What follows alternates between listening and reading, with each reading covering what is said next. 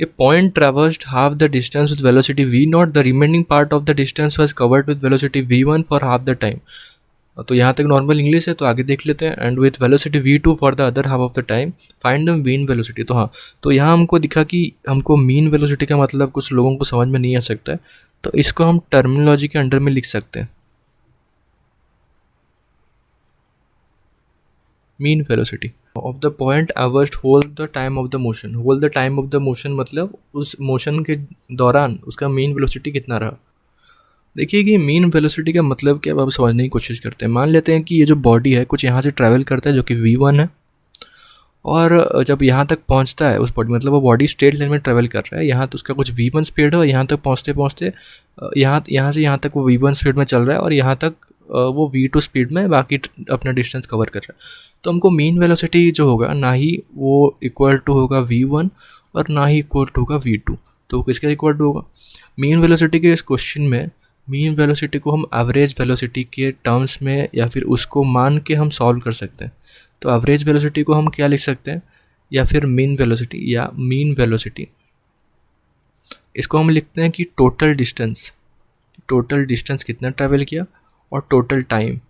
मतलब डिस्टेंस तो नहीं लिखते, असल में डिस्प्लेसमेंट होता है.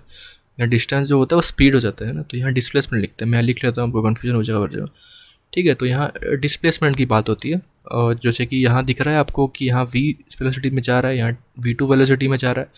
तो हम क्या करेंगे, टोटल जर्नी निकालेंगे इसका. तो मान लेते हैं कि यहाँ तक कुछ d डिस्टेंस है, यहाँ तक कुछ m डिस्टेंस है.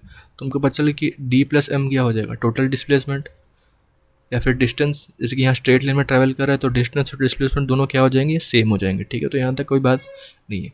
तो d डिस्टेंस ट्रैवल कर रहे हैं कुछ t टाइम में और ये कुछ t1 टाइम में है ना. तो इसको लिख सकते हैं कि t प्लस t1. असल में t जो है ये इसकी टाइम है और जो t1 है ये इसका टाइम है. तो ये जो हो गया हमारा, इसको हम लिख सकते हैं v मीन.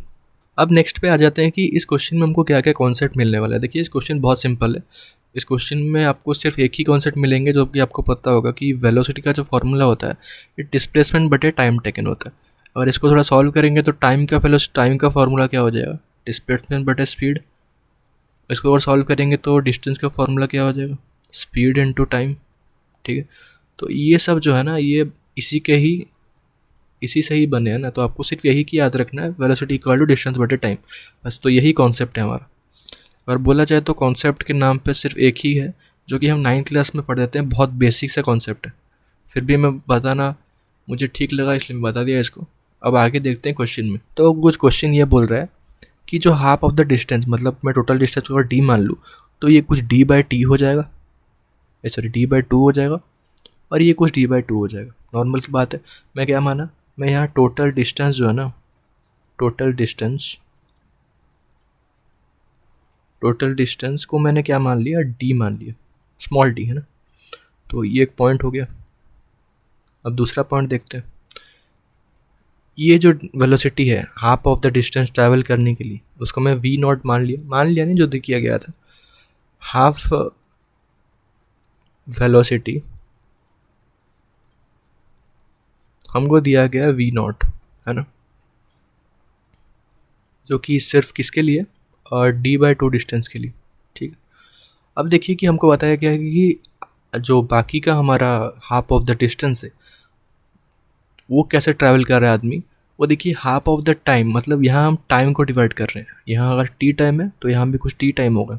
ठीक है, तो मान लो ये हाफ ऑफ द टाइम जो है इसने ट्रैवल किया v1 से. मान लो नहीं, आंसर क्वेश्चन में दिया गया कि हाफ ऑफ द टाइम उसने v1 से ट्रैवल किया, और जो बाकी हाफ ऑफ द टाइम है इन्होंने ये v2 से ट्रैवल किया. तो यहाँ भी मैं लिख लेता हूँ कि हाफ टाइम जो है इन्होंने v1 से ट्रैवल किया, जो कि t है, मतलब t1 नहीं, t है. और जो है अनदर हाफ टाइम जो है उन्होंने v2 से ट्रैवल किया, जो कि अगेन कौन सा टाइम, t टाइम. तो ये हमको दिया गया है. तो ये असल में है क्या, असल में गिवन है. हमने कोई अभी तक अपना दिमाग लगाया नहीं, जो हमको दिया गया हमने वही निकाला. अब हम दिमाग लगाने की कोशिश करते हैं, है ना. अब देखिए कि हमको निकालना क्या है, हमको ये पता है कि हमको निकालना है वी मीन, ठीक है। अब वी मीन का फॉर्मूला हमको पता है कि टोटल डिस्टेंस, तो यहाँ हमको पता दिख रहा होगा कि d/2 प्लस d/2 कितना होता है। चलो मैं पूरा ही लिख लेता हूँ, d/2 प्लस d/2 हमारा हो गया total distance by total time. Total time क्या होगा कि यहाँ देखिए t प्लस टी कितना होगा, 2t हो जाएगा। अब इसका भी तो टाइम निकालना होगा, इसका क्या क्या पता है हमको, डिस्टेंस पता है, स्पीड पता है, ठीक है। अब देखिए टाइम निकालते हैं, time of half, first half, है ना। अब हमको क्या पता था, देखिए कि हमको टाइम का फॉर्मूला पता है t equal to d by v. यहाँ आपको दिख रहा होगा कि t equal to d by v में हमको d पता है, मतलब डिस्टेंस पता है, दैट इज़ d/2। पहला हाफ का हम क्या निकाल रहे हैं, टाइम निकाल रहे हैं, और ये हमको v0 पता है। तो इसको हम ऐसे लिख सकते हैं कि d/2v0। तो d/2v0 जो है ये हमारा क्या है, ये हमारा है फर्स्ट हाफ का टाइम, जो कि हमको नहीं पता था। अब हमको पता चल गया कि d/2 जो है ये फर्स्ट हाफ का टाइम है। थोड़ा सॉल्व करते हैं तो ये कुछ आता है d बाय, और इसको ऐसे ही रहने देते हैं, उसके बाद सॉल्व करेंगे d/2v0 प्लस 2t। देखिए हमको वी मीन निकालना है और हमको ये सब पता है, तो ये हमको ये ध्यान में रखना चाहिए, जो वी मीन होगा ना ये in terms of v1 v2 और v0 ही होना चाहिए। इसमें कोई कौन सा टर्म नहीं आना चाहिए, d के टर्म नहीं आना चाहिए और t के टर्म नहीं आना चाहिए, तो ये हमको ध्यान रखना है। अब देखिए कि और क्या करना है, तो हमको क्या करना है, d और t को कहीं ना कहीं से एलिमिनेट करना है। तो हम नेक्स्ट स्टेप क्या होगा, हम नेक्स्ट स्टेप ये होगा कि हमको t निकालना है। अब t कैसे निकलेगा, t असल में था क्या, यही t था ना, मतलब ये हाफ को हम t माने थे, ये हाफ को t माने थे, मतलब ये टाइम में कुछ ये ट्रैवल कर रहा था और इस टाइम में v2 स्पीड में वो ट्रैवल करता है, ठीक है, कोई बात नहीं। अब हमको ये पता है कि जो वेलोसिटी का फार्मूला होता है वो होता है डिस्टेंस बटे टाइम, और जो डिस्टेंस का फार्मूला होता है डिस्टेंस या डिस्प्लेसमेंट दोनों की बात कर रहा हूँ मैं, v इंटू टी, ये हमारा फार्मूला हो जाता है, मतलब वेलोसिटी इंटू टाइम जो होता है वो डिस्प्लेसमेंट के इक्वल होता है। तो यहाँ हमको पता है कि वेलोसिटी कितना है v1, तो हम लिख सकते हैं v1 इंटू टी प्लस यहाँ v2 और यहाँ t, वही t, v2 into t equal to कितना होगा, इक्वल टू होगा d/2 है ना, ये वाला डिस्टेंस टोटल डिस्टेंस। तो ये डिस्टेंस को प्लस करेंगे, ये डिस्टेंस को प्लस करेंगे, तो टोटल डिस्टेंस हमारा आ जाएगा d/2, है ना। तो यहाँ से अगर t को कॉमन लेंगे तो v1 plus v2 equal to d/2, है ना। अब हमको t का वैल्यू निकालना है, तो t equal to d/2 v1 plus v2। यहाँ तक बहुत ही आसान से सॉल्वेशन है ना। अब देखिए क्या करना है कि हमको t के जगह पुट करना है ये वाला वैल्यू, है ना। तो t के जगह पुट कर देते हैं, t को d को d रहने देते हैं, d/2v0, है ना, प्लस 2 इंटू और d/2 v1 प्लस v2। अब देखिए यहाँ 2 से 2 क्या होता है, 2 से 2 यहाँ कैंसिल हो जाता है। अब देखिए कि यहाँ और एक भी कैंसिल होगा, ध्यान से देखिए, यहाँ से मैं कलर चेंज करके दिखाता हूँ कि यहाँ d और d तीनों ही कैंसिल हो जाएंगे, वो तीनों में कॉमन है।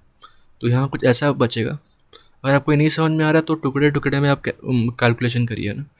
तो यहाँ ऊपर 1 बचेगा और यहाँ भी कुछ 1/2v0 बचेगा, यहाँ बचेगा 1/v1 प्लस v2।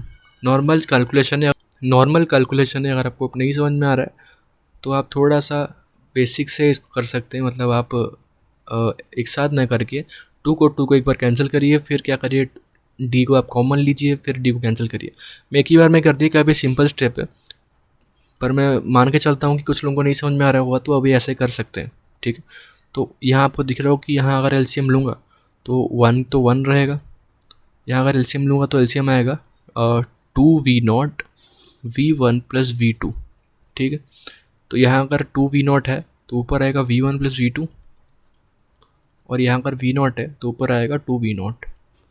तो इसका जो आंसर है मैं ही लिख देता हूँ, आंसर क्या होगा, आंसर 1 है, तो ये जब आंसर हो जाएगा तो ये ऊपर हो जाएगा, डिनोमिनेटर न्यूमरेटर में आ जाएगा। तो हमको लिखना है कि 2v0 v1 plus v2 bye v0 2v0 plus v1 plus v2। तो ये हमारा हो गया आंसर, और ये आंसर क्या है हमारा, ये आंसर है हमारा वी मीन, जो कि हमको निकालना था। आई होप इस क्वेश्चन को आपको अच्छी तरह समझ में आ गया होगा, वी मीन निकालना कैसे है।